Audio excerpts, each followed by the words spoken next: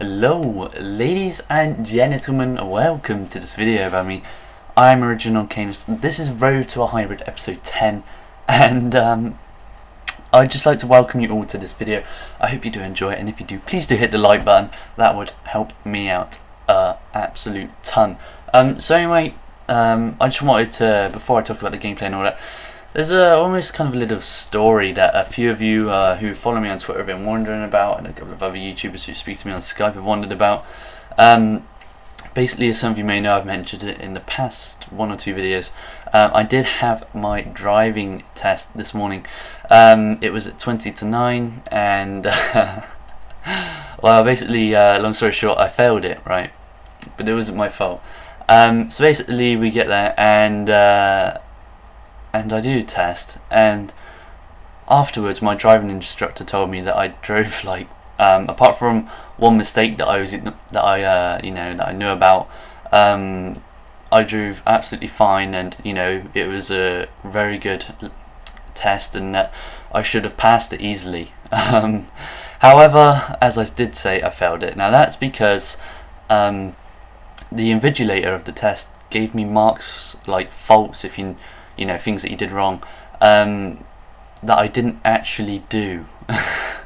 So I think he gave me like 3 faults for steering when there was nothing wrong with it. Even my instructor said speed, there was nothing wrong with that. I was always 5 miles per hour below the speed limit, and I was also cautious when in close and tight areas, with other cars and vehicles around you. So neither of us could find any knowledgeable explanation for that.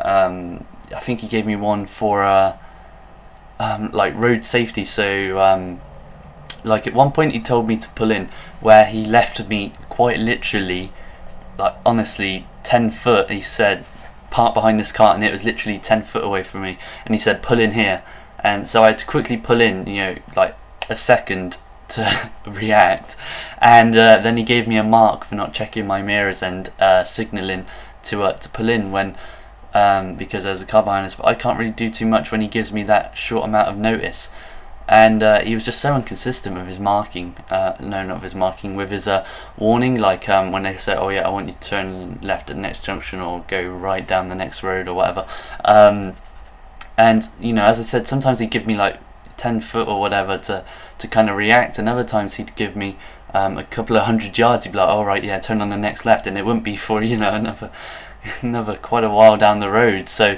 it was very badly invigilated. And there was another incident as well. We were driving along at 40 miles per hour, and then this car kind of pulled out from a closed area.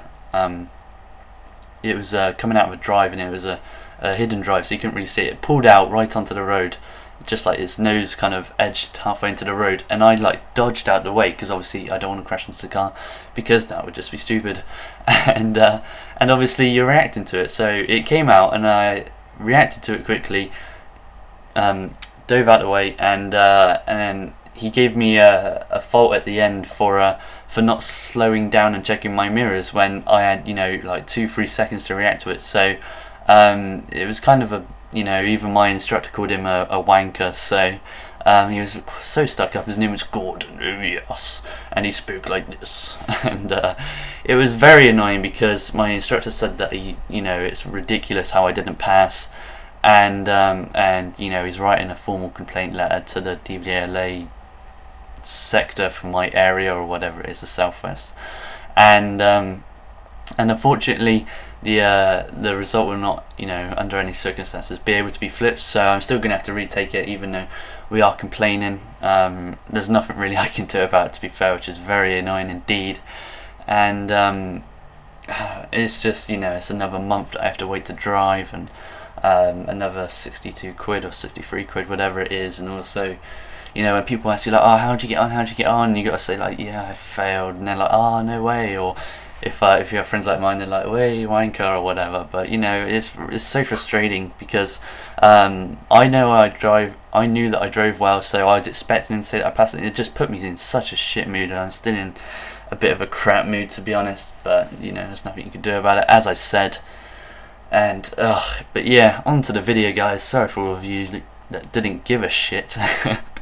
But as you see there, centre mid actually picked up quite a nice open body finesse shot, and Bradshaw once again with one of his infamous skill runs, just absolutely making a fool's ass out of the defence and then slotting it very nicely past the defence. I think the two games that I included in this episode, or included that I had in this episode, were quite high scoring on my terms.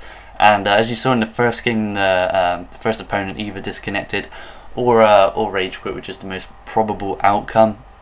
And then Rivas here as well, the Mexican that you guys all seem to love, and I love him too, just goes on a sexy skill run and then finishes it off very nicely. I just love that finish, how it just trickles across the floor. Absolutely love it. And as you saw earlier, I was giving you kind of a squad update on the English bronze squad, and as you can see, we have like all rotational players for every single position, so we will no longer need to buy players for the English squad other than kind of upgrading maybe to some rare bronzes or something. And once again, a very nice goal out from Bradshaw. As well as that, I think I showed you that I bought Jean Martinho in this episode, once again going in our preliminary hybrid, of course not our main one.